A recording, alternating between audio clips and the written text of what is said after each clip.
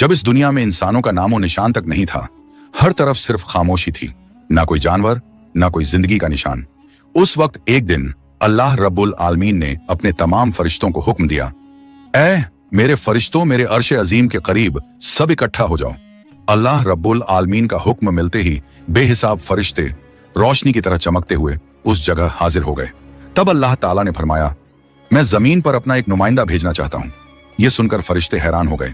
उनकी पेशानियों पर सवाल थे और दिलों में तज्जुब। उन्होंने अदब से अर्ज किया, ऐ हमारे परवरदिगार, क्या आप ऐसी मखलूक को जमीन पर भेजना चाहते हैं जो वहां फसाद करेगी, खून खराबा मचाएगी?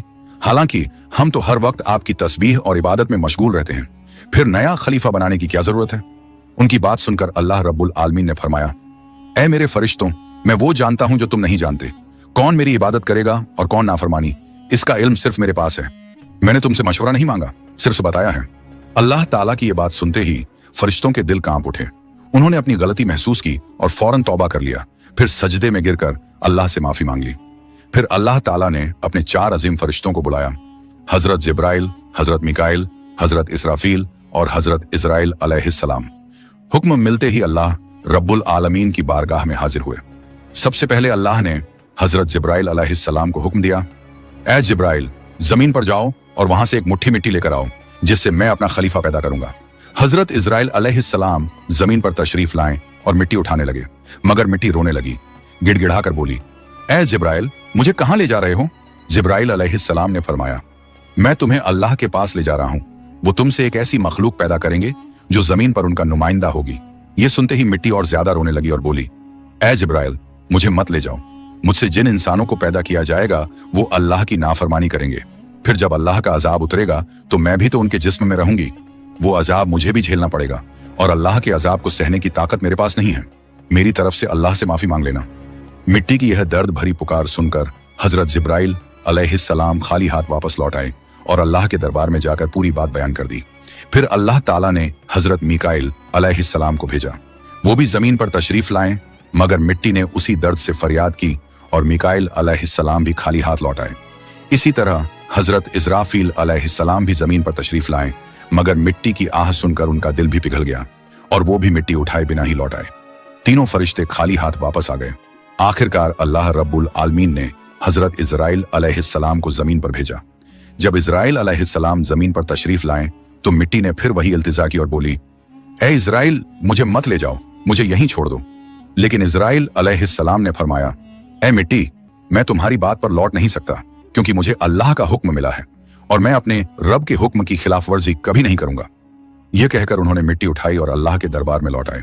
अल्लाह ताला ने बहुत खुश होकर फरमाया, ऐ इजराइल, क्योंकि तुमने मेरा हुक्म पूरा किया, मैं तुम्हें एक खास जिम्मेदारी देता हूं, इंसानों की रूहें कब्ज करने की जिम्मेदारी। इजराइल अलैहिस्सलाम ने अर्ज किया, ऐ अल्लाह, जब मैं इंसानों की रूह निकालूंगा तो उनके घर वाले मुझसे नफरत करेंगे और मुझे ही इल्जाम देंगे। अल्लाह ताला ने फरमाया, तुम फिक्र मत करो, हर मौत के लिए मैं अलग अलग सबब बना दूंगा। कोई बीमारी से जाएगा, कोई हादसे से, तो कोई बुढ़ापे से। लोग तुम्हें इल्जाम नहीं देंगे। ये सुनकर इजराइल अलैहिस्सलाम का दिल मुतमिन हो गया और फिर फरिश्तों ने अल्लाह के हुक्म से उस मिट्टी को मक्का शरीफ के करीब एक पहाड़ी पर रख दिया। बरसात की बूंदों से वो मिट्टी भीगती रही, धूप से सूखती रही और यूं कई साल गुजर गए। आखिर अल्लाह की कुदरत से उसी मिट्टी से हजरत आदम अलैहिस्सलाम का पुतला बन गया। अल्लाह ने फरिश्तों को हुक्म दिया, इस जिस्म को जन्नत में ले जाओ। फरिश्तों ने अदब से हुक्म माना और आदम अलैहिस्सलाम के जिस्म मुबारक को उठाकर जन्नत में ले गए और फिर लंबे अरसे तक वो जिस्म वहीं पड़ा रहा, बिना रूह के, बिल्कुल बेजान। फरिश्ते उसके करीब आते और उसे गौर से देखकर कहते, यही है वो जिस्म, यही होगा अल्लाह ताला का खलीफा जमीन पर। मगर फरिश्तों का सरदार आजजील, जो उस वक्त तक शैतान नहीं बना था, वो हमेशा हंसता, ताने मारता और आदम अलैहिस्सलाम के जिस्म का मजाक उड़ाता। वो सरदार था, इसलिए कोई फरिश्ता उसे कुछ कहने की हिम्मत नहीं करता। फिर अल्लाह रब्बुल आलमीन ने अपने 4 अजीम फरिश्तों हजरत जिब्राइल, हजरत मिकाइल, हजरत इजराफील और हजरत इजराइल अलैहिस्सलाम को बुलाया और फरमाया, ऐ मेरे फरिश्तों, तुम अर्श अजीम पर जाओ और वहां से आदम अलैहिस्सलाम की रूह लेकर आओ, फिर उसे उनके जिस्म में दाखिल कर दो। अल्लाह रब्बुल आलमीन का हुक्म मिलते ही 4 फरिश्ते अर्श अजीम की तरफ रवाना हो गए। उन्होंने आदम अलैहिस्सलाम की मुबारक रूह को कीमती हीरे जवाहरात से सजे एक खूबसूरत प्याले में रखा और अदब के साथ उनके जिस्म के पास ले आए।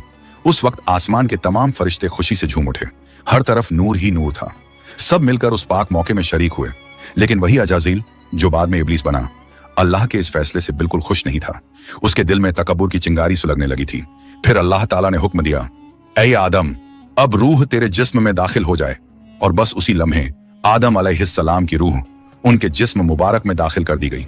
जैसे ही रूह ने जिस्म को छुआ, उनके अंग अंग में जान दौड़ गई। उनकी आंखें खुली, हाथ पांव हिले और जिस्म जिंदा हो गया। धीरे धीरे